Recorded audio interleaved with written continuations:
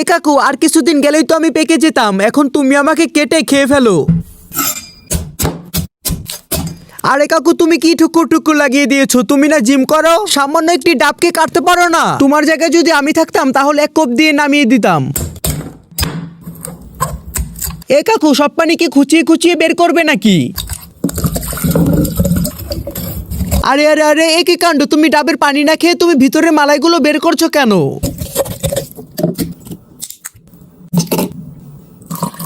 আরে কাকু তুমি কি নারিকেলের জুস বানাচ্ছ নাকি? আরে কাকু হয়েছে তো, নারিকেলের জুস এত মিক্স করতে হয় না। এ কাকু এখন তুমি একটু কাজু বাদাম দিয়ে তারপর আমাকে খেয়ে নাও।